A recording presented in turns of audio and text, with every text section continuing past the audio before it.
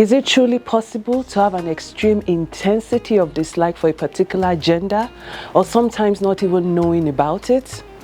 Well, I guess we're about to find out. So let's run through a few of the most obvious indications of misogyny. Manners on the go. Hello and welcome to Manners on the Go. I hope you've been minding your P's and Q's. Thank you for joining me again today. Is it truly possible to have an extreme intensity of dislike for a particular gender, or sometimes not even knowing about it? Well, I guess we're about to find out. I'll begin with a story.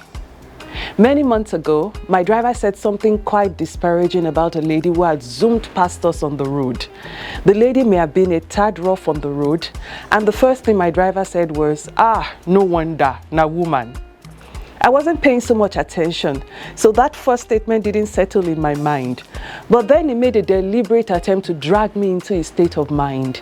He went on to say, "She no fit drive that car like that if na im money she take buy am. Abi madam." Oh, I was glad to school him that day and remind him that many have lost their jobs because of such thinking and action. You should not say stuff like this about another person. This type of generalization is what has brought this topic to the fore today. Misogyny. The dislike of, or contempt for, or ingrained prejudice against women.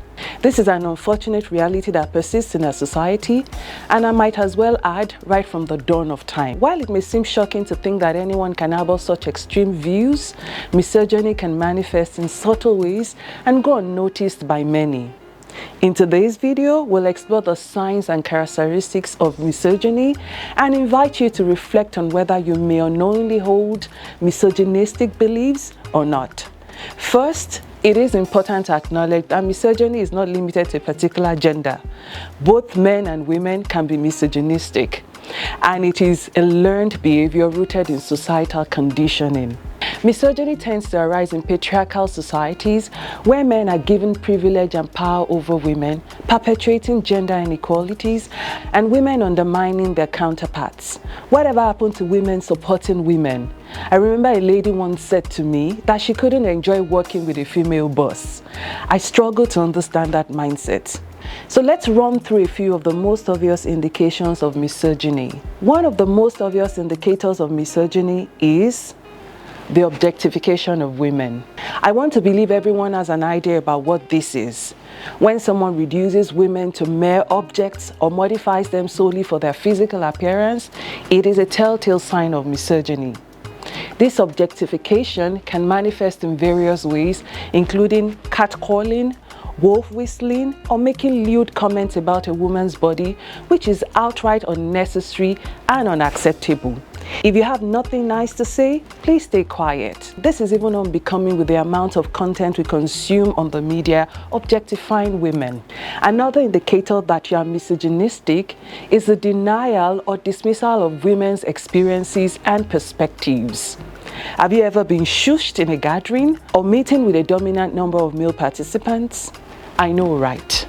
This is when women are constantly interrupted or undermined in conversations, and their opinions are disregarded in favor of those expressed by men, which are not only found in some traditional homes, but at office spaces as well.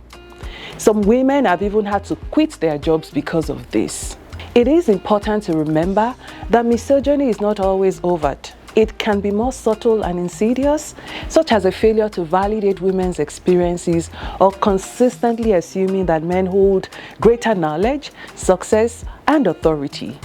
Taking an instance with a common Yoruba adage that says, "Ọmọ tó bá dáa ní ti bàbá, èyí tí ò bá dáa ní ti ìyá," meaning a good child belongs to the father, whereas the bad child belongs to the mother. Have you heard that before? Number 3, a misogynistic person may also display signs of controlling behavior.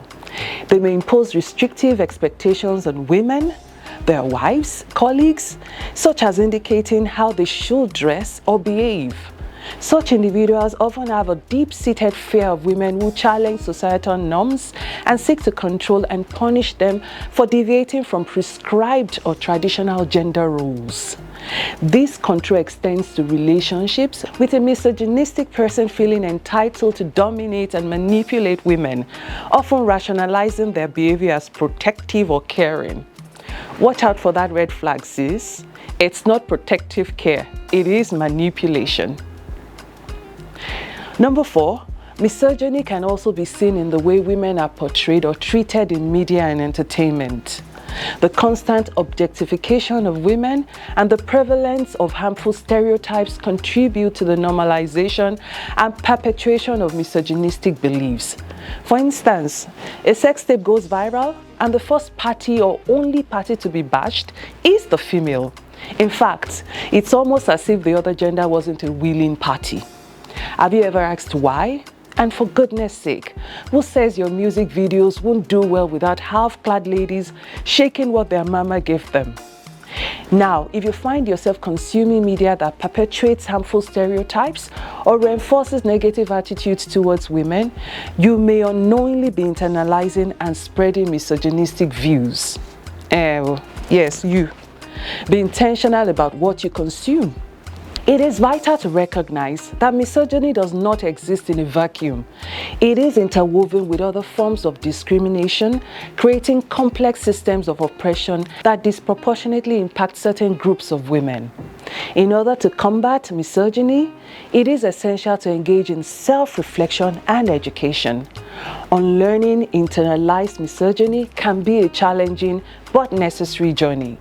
Reflect on your own beliefs and attitudes towards women.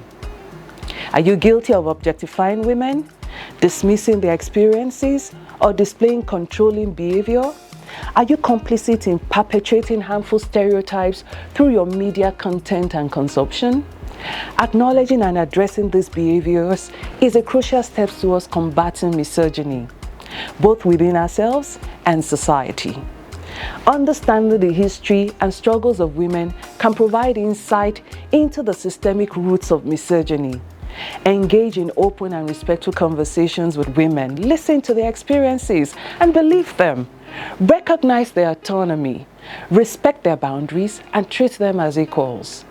Additionally, supporting organizations and empowering women by advocating for their rights and amplifying marginalized voices, whether it is through donations or volunteering or speaking out against injustice, there are numerous ways to contribute. Do you find this video helpful? Kindly drop a comment, give a thumbs up, and subscribe if you haven't done so yet. See you again. Goodbye.